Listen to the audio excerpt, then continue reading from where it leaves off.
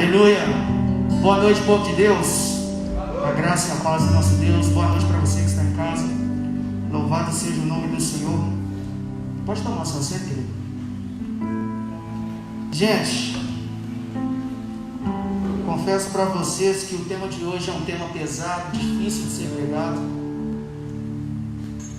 Aleluia, né? Posso tirar a máscara agora? Louvado seja Deus. Eu relutei durante a semana toda para falar sobre isso. Na verdade, eu ia falar sobre um outro assunto, só que devido às últimas notícias, devido ao cenário que nós temos vivido, eu acho que vale a pena nós ressaltarmos um pouco sobre o seguinte tema: dias maus. E sem delongas, eu quero que você abra sua Bíblia comigo em Eclesiastes capítulo 12, versículo 1, e depois nós iremos ler mais 2 versículos no Novo Testamento. Eclesiastes capítulo 12, versículo 1. Quantos acharam, digam amém. Misericórdia, ninguém achou? Eclesiastes capítulo 12, verso 1. Amém ou não amém? Vai nos dizer assim: lembre-se do seu Criador nos dias da sua juventude, antes que venham os dias difíceis e se aproximem os anos em que você dirá: não tenho satisfação neles. Lendo mais uma vez: lembre-se do seu Criador nos dias da sua juventude, antes que venham os dias difíceis e se aproximem os anos em que você dirá: não tenho satisfação neles. Agora vamos lá para o Novo Testamento, no livro de Efésios, capítulo 5, versículo 15 e 16. Efésios, capítulo 5, versículo 15 e 16. Aleluia.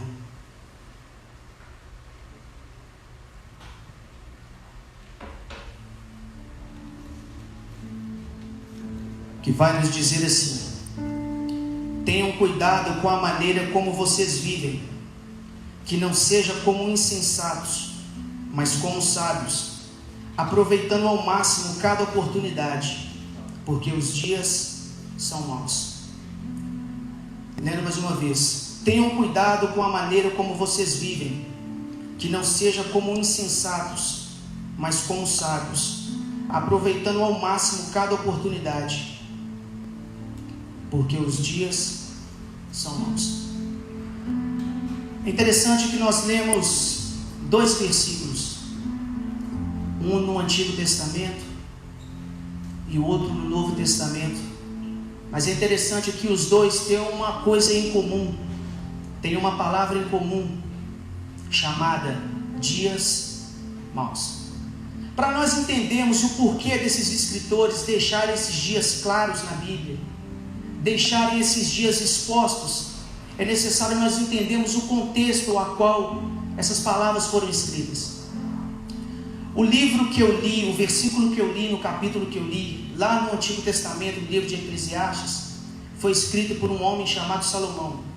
Na verdade, não sabe-se ao certo se foi Salomão que escreveu, mas todos nós temos a certeza e a convicção de que esse livro foi atribuído a ele. Não somente o livro de Eclesiastes, mas Salomão escreveu 3 livros, ou ditou 3 livros do Antigo Testamento. Dentre eles, Provérbios, Eclesiastes e Cantares de Salomão. É interessante que quando você vai fazer um estudo, Rebeca, nesses 3 livros, você vai ver relatada nesses 3 livros as 3 fases da vida do ser humano. Quando você pega o livro de Cantares para poder ler, gente, dá vergonha de ler, porque parece um livro pornográfico. Se você nunca leu, depois você leia com muito cuidado a cada palavra, a cada simbologia que Salomão faz. E isso retrata muito a nossa juventude, né? A gente se converte, mas os hormônios continuam por aí, né? Todos nós sabemos disso. E quando você pega o livro de Cantares, você vai ver que Salomão escreve esse livro na sua juventude. Ele escreve esse livro no momento que está tudo bem, no momento que ele está bonito, que ele está forte, que ele está com os cabelos bons, pretos, né? Porque vai chegando uma idade, vai tudo ficando branco. Mas quando ele escreve esse livro, ele está novo, cheio de força, cheio de virilidade. É um homem cheio de sonhos, cheio de projetos. Um homem que facilmente se apaixona. Porque um homem, para poder ter 700 mulheres e 300 concubinas, tem que ser um Dom Juan, né? Foi um homem muito namorador, um homem muito sábio, um homem que conquistava facilmente as mulheres pela sua sabedoria, pelaquilo que ele tinha para falar. Então, quando você pega o livro de Cantares, Rebeca, você vai ver que esse livro foi escrito num período bom da vida dele, num período onde tudo estava dando certo, onde tudo estava sendo flores. Só que a vida, gente, ela não para por aí. Muitos de nós gostaríamos, Rebeca, que ela parasse aí, quando tudo está bem, quando tudo está fluindo. Quantos de nós, se pudéssemos, a gente preferiu o mundo antes da pandemia? Porque estava tudo fluindo.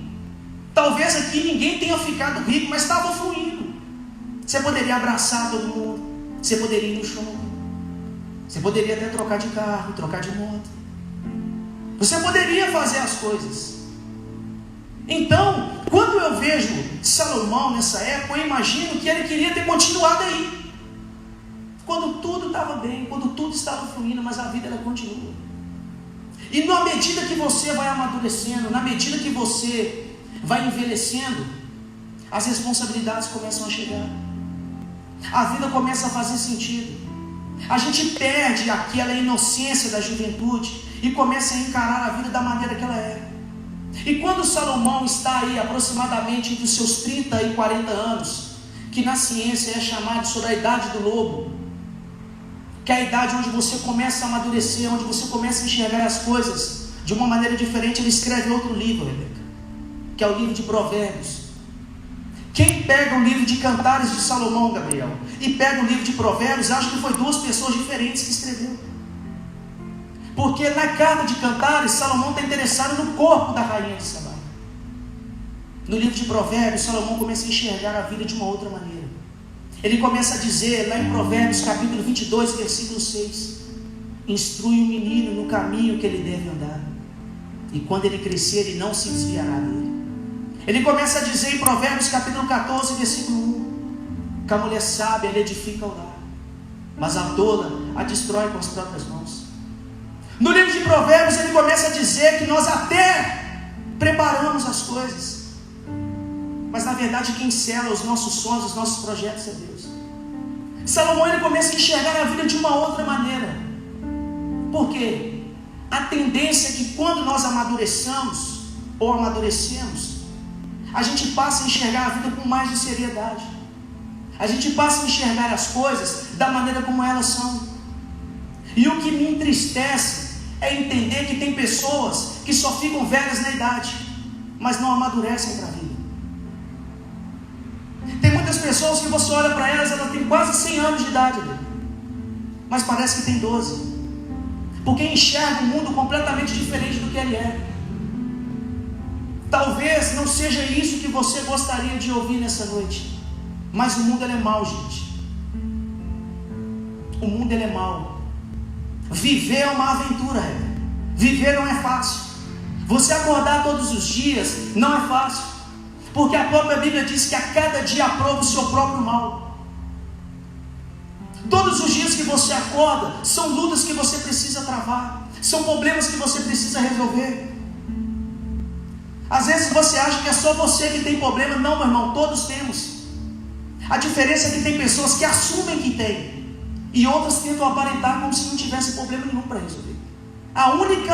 O único problema que tem é exatamente esse, porque todos nós temos dificuldades a serem enfrentadas, e a gente só consegue passar por elas quando a gente entende que esses dias são necessários na vida da gente. Só que a vida de Salomão não parou por aí. Salomão ele vai escrever o terceiro livro dele, que é o livro de Eclesiastes. Quando Salomão dita ou escreve esse livro, Rebeca, ele já não é mais o galã do livro de Cantares. Ele já não é mais aquele rapaz cheio de saúde, cheio de força, bonito, rico, forte. Ele já não é mais aquele rapaz com aquela sabedoria da idade do lobo, aquele homem que começou a enxergar as coisas de uma maneira diferente. Quando ele escreve o livro de Eclesiastes, ele já é um velho, ele já viu muitas coisas, ele já passou por muitas coisas. E quando você pega o livro de Eclesiastes para ler, se você for uma pessoa sensível, você começa a chorar nos primeiros capítulos, porque ele começa a dizer, Gabriel, que tudo é vaidade. Se a pessoa não tiver um som de Deus para poder ler o livro de Eclesiastes, ela desiste da vida, Rebeca. Porque Salomão, ele traz uma clareza, Adriano, dizendo que tudo é ilusão. Correr atrás de dinheiro é ilusão. Ter 1000 mulheres é ilusão. Ir em festas, se embebedar, se drogar, passar noites e noites, a claro, falando da vida dos outros, isso tudo é vaidade. Isso não tem proveito nenhum. Quando você pega o livro de Eclesiastes no capítulo 7, você vai ver Salomão dizer que é melhor você ir numa casa onde há luto do que você ir numa festa.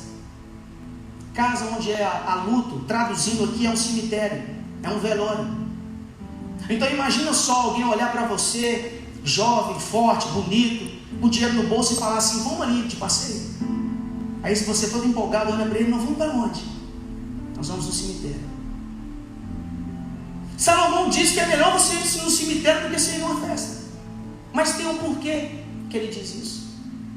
Quando você vai no cemitério, você vai no velório, você enxerga a vida do jeito que ela é. Você, por alguns momentos, você lembra que você é de carne e osso, e que você está sujeito à morte, assim como todos estão. Que a morte, que a desgraça não acontece só na vida dos outros, mas que ela também acontece na nossa vida, na vida dos nossos familiares. Antes de eu vir para cá, eu recebi uma notícia de uma pessoa próxima a mim, que a sua avó tinha falecido. Eu tinha esperança que ela ia voltar, Rebeca. Você acha que eu não tinha? Não, eu tinha. Eu orei, eu paguei preço, mas a vontade de Deus é maior do que a minha. Aprove a Deus que ela fosse embora.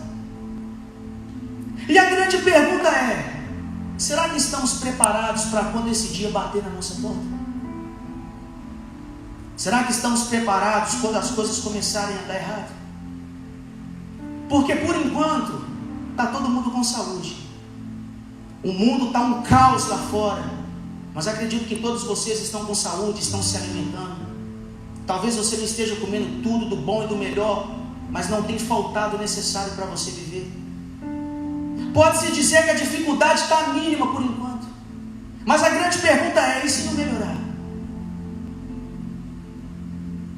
Todos nós temos esperanças que vai passar. Queremos que passe semana que vem. De preferência queremos acordar amanhã e está tudo sob controle. A grande pergunta é: e se não ficar? Qual que vai ser a nossa reação? Qual que vai ser a nossa conduta diante disso? Dentro desse cenário todo, Salomão, já nos seus últimos dias de vida, ele vai dar uma orientação para nós que somos jovens. Lembra do teu Criador, ainda nos dias da tua juventude, ainda nos dias que você estiver forte, que você estiver cheio de saúde, que você estiver com dinheiro no bolso, quando as coisas estiverem bem, lembra de Deus. Eu parei para pensar, Rebeca, por que Salomão falou isso para os jovens? Por quê? Todo mundo precisa lembrar de Deus. Por que só para o jovem? Vocês já repararam, gente? Os mais velhos que estão aqui sabem do que eu estou falando. A fase da vida melhor é de quando você é jovem. Porque é a época que você tem força, tem saúde, está bonito, não está casado, tem seu dinheiro só para você gastar à toa, para você ir para o cinema, comprar pipoca, comprar roupa. Não é assim? A fase da juventude, aqueles, que não passam o carro na frente dos bois, mas geralmente é a melhor época que tem da vida. É a época que você não tem dor de cabeça nenhuma, só trabalhar e estudar. Enquanto você olha para os seus pais, né? Já dorme 8 horas da noite preocupado com o boleto que tem que pagar no outro mês. Enquanto o jovem está numa boa, ele tem que pagar a sua faculdade mesmo e comprar as coisas dele, então está tudo sob controle. A grande maioria, né? Eu sei que tem pessoas que têm a realidade diferente. Mas a vida do jovem é muito boa. Então, quando você pega o conselho de Salomão, a gente pode fazer uma conjectura e aplicá-los na nossa vida nos momentos bons. Vamos mudar o conselho para os jovens e vamos colocar: lembra do teu Criador quando tudo estiver bem. Lembra de Deus quando tudo estiver bem na sua vida. Quando o casamento estiver bem, quando as despensas estiverem cheias, quando o carro tiver gasolina, quando você tiver saúde, quando você tiver trabalho. Lembra do teu Criador. Lembre dele. Ore, jejue, tenha comunhão com os irmãos, vá à igreja. Lembre de Deus, porque os dias maus vão chegar, gente. Eles são uma realidade. Eles vão chegar. E Salomão ele vai dizer: lembra do teu Criador nos dias da tua juventude, antes que venham os maus dias e cheguem os anos aos quais vinhas a dizer: não tenho neles mais prazer. Sabe o que Salomão está dizendo? Ele está dizendo que vai chegar dias na nossa vida que a gente não vai ter prazer nem de viver mais. Que é isso, Marcos? Você veio aqui lá da sua casa para falar que a gente vai tudo se ferrar? Eu não estou dizendo isso. Eu estou falando que a dificuldade não é para todo mundo. Os tempos ruins, eles são para todo mundo. Só que nós, povo de Deus, a gente tem a tendência a achar que as desgraças só acontecem lá fora. E quando acontece dentro da igreja, a gente já fala que é pecado. Não, se está acontecendo alguma coisa ruim na vida do irmão, ele deve estar bem errado. Ele deve estar pecando. Vamos dar uma sondada para a gente ver se isso não é B.O. escondido. Porque nós temos a imagem que nós estamos isentos de sofrer, que nós estamos isentos de adoecer. Aí quando alguém adoece na igreja, é uma dor de cabeça danada. Por quê? Não esperávamos que isso acontecesse. Seja bem-vindo ao mundo. Esse é o mundo que nós vivemos, que eu e você vivem. A diferença não está nos dias maus. A diferença está em como nós nos portamos diante dele. Então, quando você pega esse livro, esse versículo no Antigo Testamento, a orientação de Salomão é a seguinte: lembra de Deus. Quando as coisas estiverem top, estiver tudo bacana, lembra de Deus. E nisso Salomão encerra a sua vida. Só que aí a gente vai lá para o Novo Testamento, lá em Efésios capítulo 5, do versículo 15 e 16.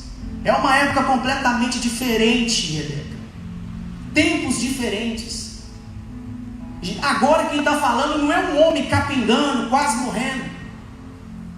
Agora nós estamos falando de um homem sábio, um homem inteligente. Salomão herdou a sabedoria de Deus. Paulo herdou dos estudos. Era um homem inteligente, um homem sábio, um fariseu. Estudou aos pés do doutor Gamaliel, um fariseu importantíssimo da época. Alguém que conhecia tanto o lado ruim quanto o lado bom das coisas. Quando ele vai escrever essa carta aos Efésios, nós precisamos entender quem eram os Efésios para que ele escrevesse essa carta. A cidade de Éfeso era uma cidade extremamente rica, gente. Eu costumo dizer, Rebeca, que pregar para pobre é fácil, porque todo mundo quer mudar de vida. Essa raça minha é fácil de se converter.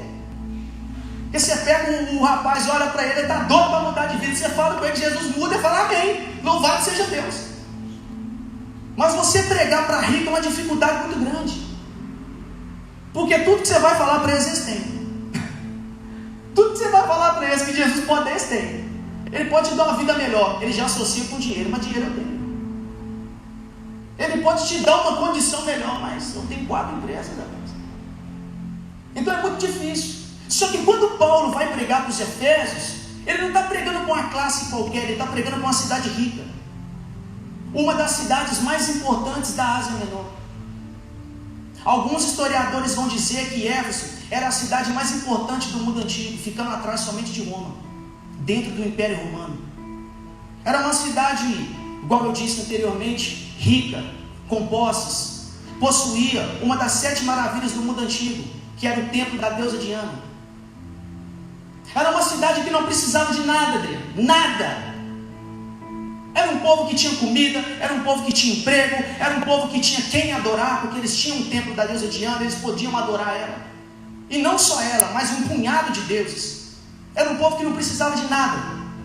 E foi exatamente esse povo que Paulo foi pregar para eles.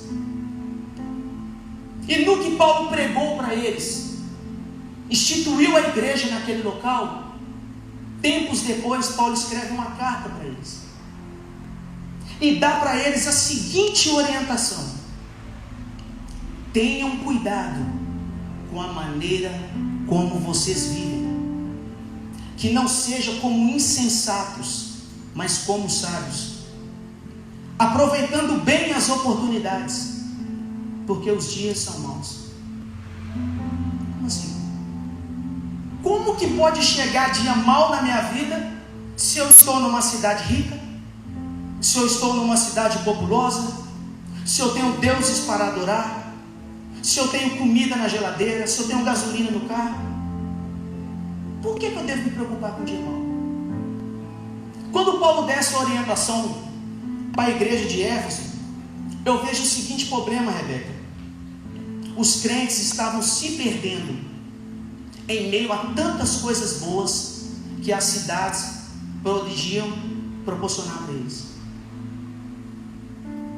Paulo não tinha tempo para perder, para ficar lançando palavras ao vento. Quando Paulo escreve essa carta, ele escreve com um propósito. Imagino eu que as pessoas estavam se perdendo com tudo que o mundo proporcionava para eles naquela época.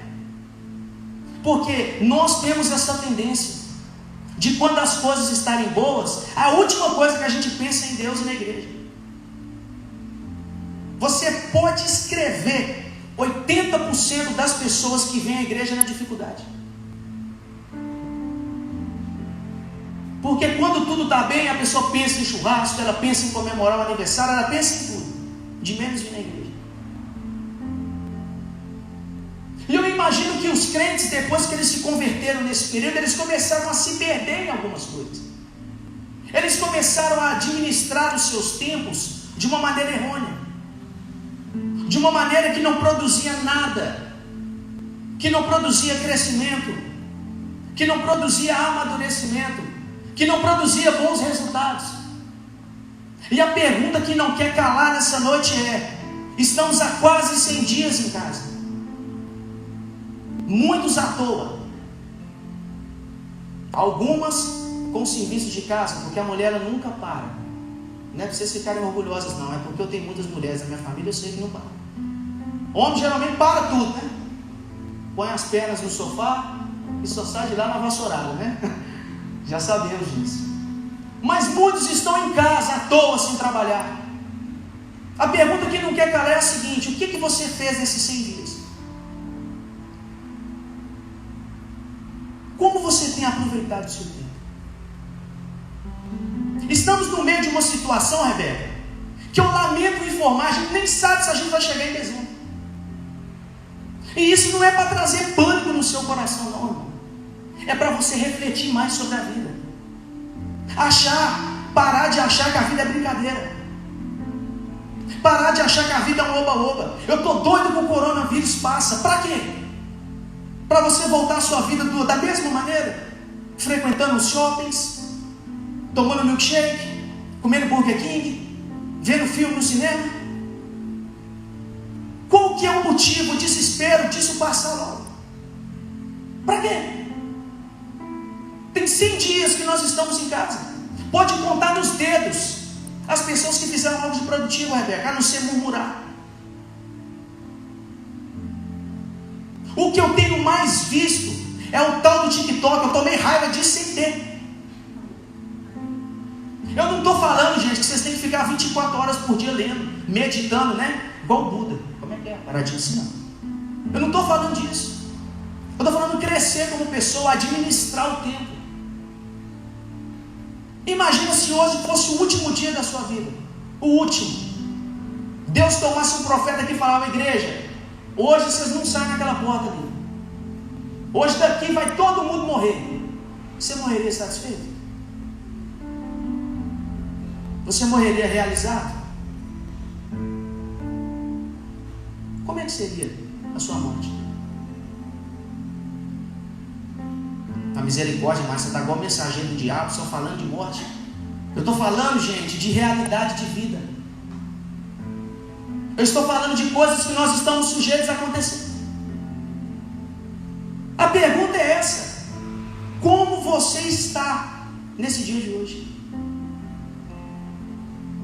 Se o dia mau bater na sua porta hoje, qual vai ser seu comportamento? Suicidar? Colocar uma corda no pescoço e se matar?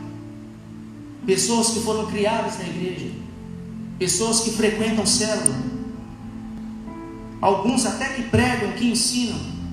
Qual que é a sua postura diante do dia mau? 100 dias é muita coisa, gente. É muitas horas para você gastar ela na frente do TikTok, Instagram. Eu cheguei a uma conclusão, que eu não sei se todos vocês chegaram, mas eu cheguei a uma conclusão que Instagram só serve para uma coisa: cuidar da vida dos outros. Não tem outra finalidade, a não ser aquele que tem um Instagram empresarial. Mas caso ao contrário, é só bisbilhotar, porque a gente fica vendo o quê? Felicidade alheia, tristeza alheia e notícia só na vida dos outros. Quando a gente não coloca a nossa, né? Quando a gente não vira notícia. Eu estou falando contra redes sociais? Não, porque eu seria um cara hipócrita. Porque eu tenho. Inclusive eu fiz uma cagada essas semanas para trás. Quando eu fui desconfiar em um dia, eu postei 3 fotos. Eu falei, eu sou o cara mais aparecido que já teve aqui nessa hora. Uma atrás da outra. Eu parei para pensar e falei, gente, você não tem nada para fazer, não? No mesmo dia, se o objetivo era aparecer, não deu nem tempo, porque é 3. Por isso que eu falo, gente, antes da pregação ir até vocês, ela corta na gente primeiro. Eu falei, qual que é o motivo de tanto aparecimento? Se troca de camisa, tem que colocar. Se muda o visual, tem que pôr. Mas o problema é que às vezes muda o visual 3 vezes no dia, 4 vezes. Uma hora deita o cabelo, uma hora põe ele em pé, uma hora põe boné, uma hora tira, uma hora raspa tudo. Essa é a maneira que nós temos vivido ultimamente. Para pensar. Se eu perguntar para vocês, quem de vocês leu a Bíblia nesses 100 dias? Alguns vão me dizer o quê? 1 capítulo? 2? Para ser bonzinho, 5. Quantos de vocês fizeram uma oração nesses 100 dias, a não ser na igreja? Aliás, a não ser na igreja não, porque nem todos que estão na igreja, infelizmente, participam do culto. Como que está a nossa vida, gente? Porque o mundo está pegando fogo, as coisas estão acontecendo, e a gente precisa se posicionar, porque caso contrário, a gente não vai vencer o dia mau. Paulo lhe dá essa orientação para os Efésios: pensem na maneira que vocês têm vivido, vivam como sábios e não como insensatos. Administre melhor o seu tempo. Para de perder tempo com quem não quer nada, gente. Isso não é preconceito, Rebeca. As pessoas confundem você andar com quem te leva para cima com orgulho. E quando você começa a tirar algumas pessoas da sua vida, as pessoas acham que isso é você ser um cara tupetudo, achar que você é a bolacha do meio do pacote, porque a última ninguém quer, geralmente está mofada. Acham que você é a bolacha do meio do pacote, que você quer andar só com os top. Mas qual que é a finalidade de você andar com os fracos? Fortalecer eles ou ficar fraco junto com eles? É aquela desculpa, né? Não, eu vou arrumar uma gata ali do mundo ali que eu vou santificar ela. Você vai virar mundano também, irmão. Eu já caí nessa e levei tinta. Isso é furada. Qual que é a finalidade? Ou vocês acham que eu sou um santarrão? Já passei por muita coisa. Então muitas das coisas que eu falo com vocês, eu falo com conhecimento de causa. Não é teoria não. As coisas estão acontecendo por aí. familiares meus com Covid-19. Não tenho vergonha de falar, minha mãe teve. Minha mãe trabalha no hospital.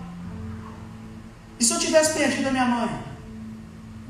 Será que eu choraria no velório dela de remorso ou de saudade?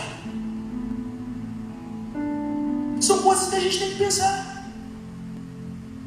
Como que você tem administrado o seu casamento, os seus relacionamentos com seus pais, com seus amigos? Como é que está sendo, gente? Administrem o tempo de vocês, assim como eu estou administrando o meu. Nesses 100 dias eu tive uma aproximação muito grande da minha família, Rebeca. E todos os problemas que eu via, que cercava a minha família, sabe o que eu descobri nesses 100 dias? Que o problema era eu. Olha para você ver. Se você sabe administrar melhor o tempo, você vai descobrir que é você. Que grande parte dos seus problemas é você. Porque a gente tem a tendência de ver só o problema dos outros. Ah, não, mas fulano é grosso. Ué, mas geralmente o Adriano sempre fala isso. Então um grosso reconhece o outro. Então como é que faz? São coisas que nós precisamos pensar. E aí ele prossegue dizendo: aproveitem bem as oportunidades. Será que nós temos aproveitado bem as nossas oportunidades? Pensa comigo, gente. Nós temos aproveitado as oportunidades? Se bem que agora está difícil essa questão do abraço, né? Mas será que a gente está aproveitando as oportunidades, às vezes não de abraçar, mas de bater um papo construtivo? De tratar as pessoas com carinho, com um pouco mais de respeito? Largar o preconceito de lado, pelo menos um pouco, desse momento que a gente está passando? Será que a gente tem aproveitado as oportunidades? Porque quando Paulo fala sobre administrar tempo, quando Paulo fala de aproveitar as oportunidades, existe uma finalidade para essas duas coisas. Porque os dias são maus. Então o que nós aprendemos com Paulo? Só tem uma maneira, Rebeca, de nós vencermos esses dias: quando você administra melhor o seu tempo e aproveita as oportunidades. Não tem como, gente, passar por dificuldades se a gente não amadurecer. Não tem como passar por dificuldades se a gente não aproveitar as oportunidades. Não tem como você ficar casado se você não levar em consideração os tempos bons. Porque senão é divórcio todo dia. Porque quem é casado sabe que casamento não é um mar de rosas. Tem dia que está bem, tem dia que está mal, tem dia que você olha e ama, tem dia que você olha e odeia. Relacionamento é assim. O que faz uma pessoa ficar casada 30, 40, 50 anos? É as memórias dos tempos bons. Às vezes você conheceu um rapaz, ele estava todo saradão, agora ele está gordo. O que faz você ainda continuar com ele? É as lembranças de quando ele era magro. É as lembranças de quando estava tudo numa boa. Aí você fala, você já foi bonitão, mas eu ainda continuo com você. Hoje está mais ou menos, mas está valendo. Aproveitar as oportunidades. E talvez você foi uma pessoa sábia, aproveitou a oportunidade quando eu estava bonitão. Será que a gente aproveita as oportunidades, gente? Só que não para por aí. Paulo vai dizer lá no capítulo 6, no versículo 13, outra coisa a respeito do tempo, a respeito da maneira dos efésios se comportarem diante dos dias maus. Olha o que ele vai dizer lá em Efésios capítulo 6, versículo 13. Por isto, vistam toda a armadura de Deus, para que possam resistir no dia mau e permanecer inabaláveis depois de terem feito tudo. Eu queria aqui ter tempo para falar com vocês sobre uma por uma das armaduras de Deus. Só que o meu tempo não permite. E eu tenho uma breve sensação que ele está acabando. Mas Paulo vai dizer: revistam-se da armadura de Deus, para que possais resistir no dia mau. Igual eu disse anteriormente, o dia mau ele vem para todo mundo. Mas a diferença é como passar pelo dia mau. O ímpio passa o dia mau sozinho. O ímpio passa o dia mal preocupado com a morte. O ímpio pensa em suicidar. O ímpio pensa em entrar na frente do carro. Mas nós que estamos aqui nessa noite, você que está em casa assistindo essa live, nós temos alguém recorrendo. Nós temos alguém para recorrer. Nós temos alguém para nós buscarmos. Nós temos uma armadura para nos tomar posse dela.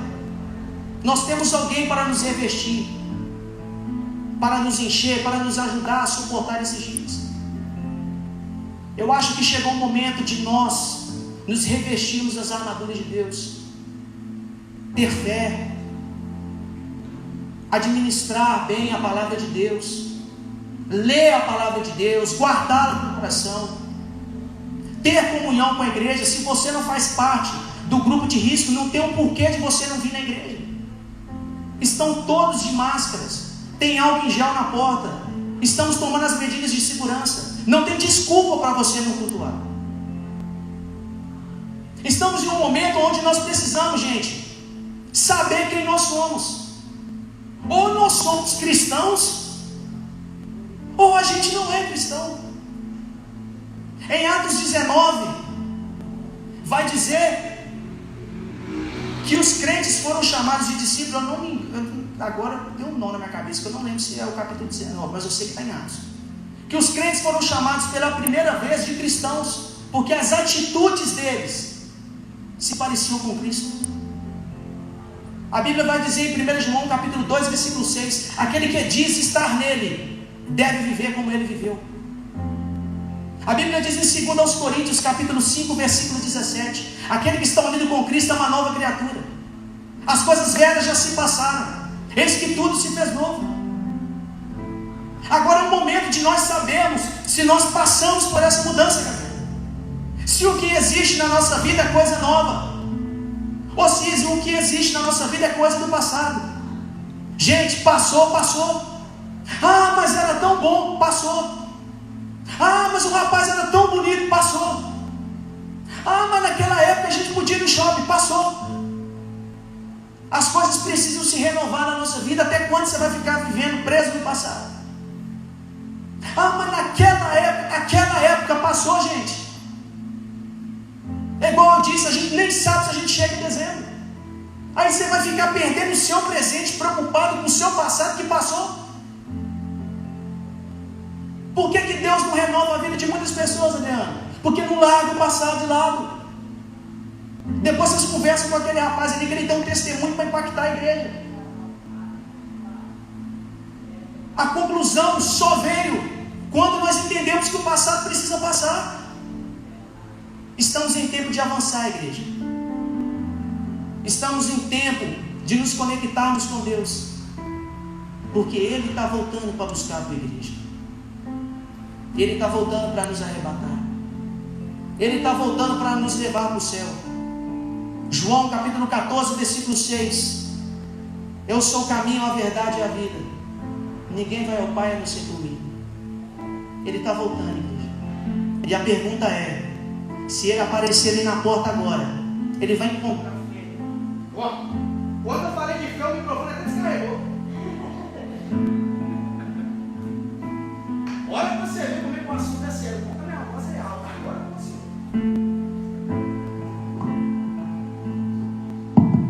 Olha, os crentes já andam já. Gostei. Será que Ele vai achar fé na terra? Será que a gente ainda tem esperança de ir para o céu? Ou a nossa esperança é só que o coronavírus passe para a gente voltar à nossa vida da maneira normal? Você esperando ou não, Ele está voltando. Se coloque de pé no seu lugar nesse momento. Feche seus olhos. Você tem aí alguns minutos para você pensar, para você analisar um pouco da sua vida. Você que está em casa, faça o mesmo. Feche seus olhos nesse momento. Pede licença para quem estiver do seu lado. E medite um pouco na sua vida, em como você tem vivido esses últimos dias. Qual tem sido as suas expectativas? Qual tem sido as palavras que têm saído dos seus lábios? Qual que tem sido os seus pensamentos? É momento de nos achegarmos a Deus. Eu acredito que Deus no céu, nesse momento, Ele está olhando para a terra, esperando de nós um único passo, que nos acheguemos a Ele, que nós reconheçamos diante dEle que somos pequenos, que não temos força, que não conseguimos viver e passar pelos dias maus sozinhos. Fale com Ele nessa noite. Pede Ele para entrar no seu coração. Pede Ele para te fortalecer. Peça a Ele para Ele fazer você viver novamente.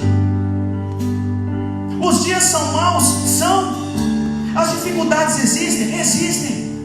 Mas Ele nos amou primeiro, entregando a sua vida em sacrifício de cruz, para que nós possamos ter a oportunidade de sermos salvos e de morar com Ele na eternidade. Feche seus olhos nesse momento e vamos orar. Deus, em nome de Jesus, nessa noite, nós te agradecemos, porque o Senhor nos ama tanto, que o Senhor nos deu a oportunidade de ouvirmos a Tua palavra, de entendermos que os dias são maus, mas de que o Senhor nos fortalece, de que o Senhor está conosco. A Tua palavra diz em João capítulo 16, versículo 31: tem de bom ânimo, porque eu venci o mundo. Nos dê, meu Pai, esse bom ânimo, nos dê essa força, para que nós possamos vencer o mundo. Nos fortaleça, nos ajude, ó Deus, a passar pelas dificuldades, a passar pelas coisas ruins que a vida nos apresenta. Nos dê força para nos aproximarmos diante do Senhor, para nos aproximarmos diante de Ti, diante da Tua glória, diante da Tua graça. Deus, nos dê a capacidade de serem homens, de serem mulheres, de serem jovens, ó Pai, cheios do Teu Espírito Santo, cheios de intimidade com o Senhor. Nos ajude a largar o nosso passado, nos ajude a largar as dificuldades passadas e nos ajude a avançar. Nos ajude a romper, ó Deus. Nos ajude a andar adiante. Que o diabo não venha ter forças, ó Deus, na nossa vida para nos puxar para trás. Que ele não venha ter força na nossa vida para nos fazer desistir. Mas que nós venhamos, Pai, seguir e romper em fé. Que nós venhamos, ó Deus, combater um bom combate. Que nós possamos, ó Deus, guardar a fé. Que nós possamos esperar, meu Pai, ansiosos pela Tua vinda. Que o nosso coração possa ser transformado pelo poder da Tua palavra. Oh, aleluia. Talvez você que está me ouvindo nessa noite tenha escutado o sussurro do Espírito Santo no seu coração, te chamando você para uma vida de intimidade com Ele. Talvez chamando você que está afastado, desviado. Ah, mas nós não vemos na igreja todos os dias. Existem desviados que estão no nosso meio e não sabem. Talvez você venha na igreja, mas não ora. Talvez você venha na igreja, mas não lê a Bíblia. Talvez você venha na igreja, mas não tenha uma vida de intimidade com Ele. Talvez esse seja o momento de você se reconciliar com Ele. Eu não vou fazer apelo convidando as pessoas para vir à frente devido à prudência e o tempo que nós estamos vivendo. Mas se tem alguém aqui nessa noite, você que está em casa, se você reconhece que você precisa ter essa vida de intimidade e comunhão com Ele, levante a sua mão. Você que está aqui, você que está em casa, não precisa levantar a mão, mas feche os seus olhos e faça essa oração comigo. Existe alguém nessa noite que quer aceitar Jesus ou quer se reconciliar com Ele? Louvado seja Deus pela sua vida, meu amigo. Igreja, feche os seus olhos nesse momento. Vamos orar.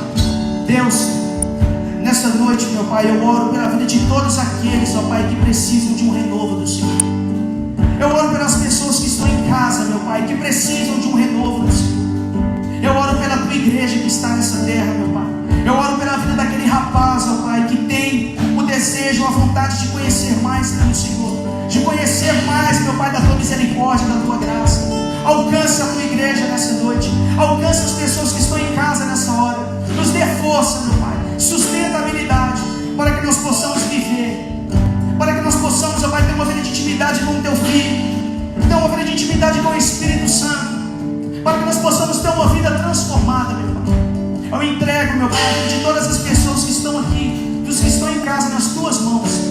acreditando que o Senhor está no controle de todas as coisas e de que o Senhor vai mudar a nossa vida pela nossa fé, no nome do seu Filho Jesus. Amém e amém. Então nós estamos de palmas ao nome do Senhor nessa noite.